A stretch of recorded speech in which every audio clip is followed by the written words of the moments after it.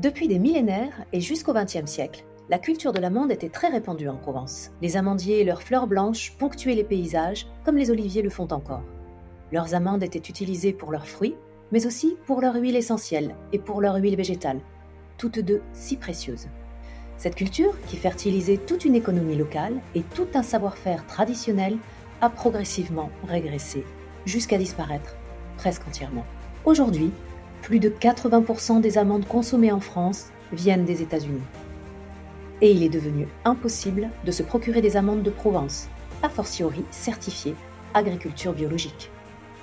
À Saint-Rémy-de-Provence, cette culture biologique renaît grâce à quelques passionnés. Ce qui est souvent présenté comme impossible existe pourtant ici, au cœur des Alpilles. Agnès Benoît, Saint-Rémy-de-Provence, là je suis avec Romain dans le champ d'amandiers qu'on a planté en 2021, en mars, et qui ont donné pour la première fois en septembre de l'année dernière.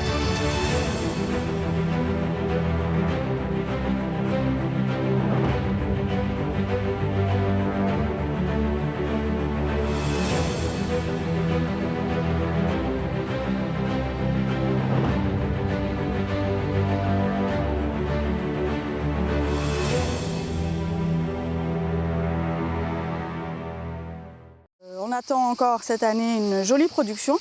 On voit que les branches sont quand même assez fournies. Il y a des jolies grappes cette année, donc ça c'est super. Ça sera notre deuxième récolte et normalement ça sera une récolte assez importante puisque la première normalement est assez petite, quoi. Donc on les mène en bio. On fait des essais justement donc avec des traitements pour avec de l'argile. Mélangé à des huiles essentielles, et c'est là que Floram intervient pour lutter contre l'eurythoma, c'est-à-dire la guêpe de l'amande, qui attaque quand l'amandon il est encore tendre et pose sa larve qui va se nourrir pendant toute une année et ressortir à la même période, percer avec son dard la coque, donc qui est plutôt épaisse, quoi, et renouveler encore ce cycle fatal. Et donc grâce au traitement argile mêlé aux huiles essentielles, on arrive à réduire et avoir à peu près 10-15% de perte. Quand on ne traite pas, on a jusqu'à 25% et parfois plus selon les années et la quantité de ravageurs. C'est une des raisons de la disparition de la culture de l'amandier en Provence. C'est une des raisons, oui. En plus, il y a aussi le risque de gel. Et c'est ça qui a fait que, entre autres, l'amandier n'a plus été cultivé dans la région. Et donc la culture de l'amandier était tellement peu certaine qu'une année sur deux ça pouvait donner. Donc voilà, les agriculteurs ont préféré jouer la sécurité. Risque climatique et risque du ravageur.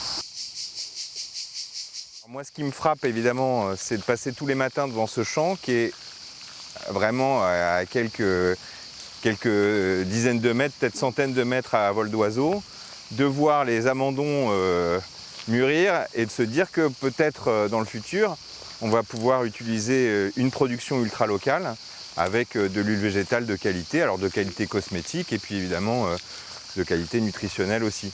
Moi, c'était un peu ça qui nous a tous beaucoup attirés dans le projet du côté de Floram, même si, bon, comme tu as compris, ça me tient un peu spécifiquement à cœur.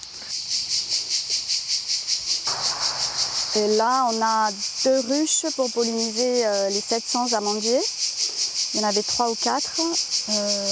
On a aussi des hôtels à insectes, et notamment des abeilles sauvages. L'amande douce, on peut la presser et on obtient l'huile végétale d'amande douce dans laquelle on peut vendre pure comme ça. Donc ça fait, c'est une huile végétale sur laquelle on ne rajoute absolument rien, pas de conservateur, pas de parfum, rien du tout.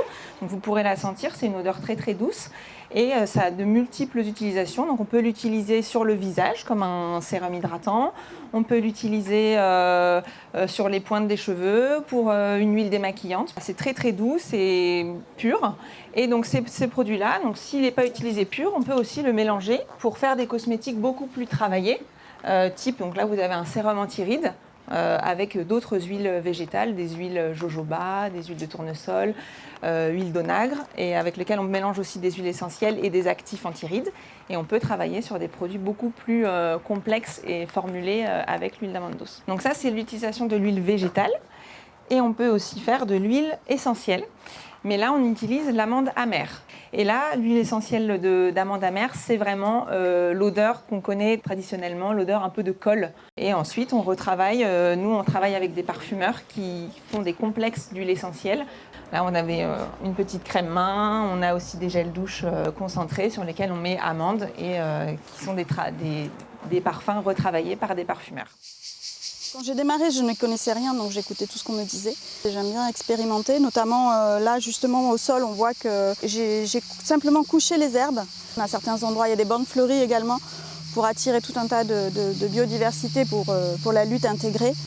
Je pense que l'idée générale, le symbole est très fort, évidemment.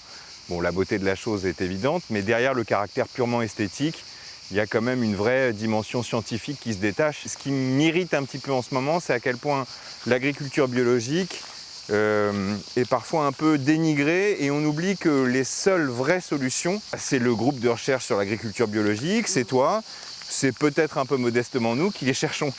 Sinon, on les trouvera nulle part ailleurs, ces solutions-là. Et ces solutions, elles se trouvent là concrètement entre l'industrie et l'agriculture, ce qui est complètement la vocation de la boîte que je dirige.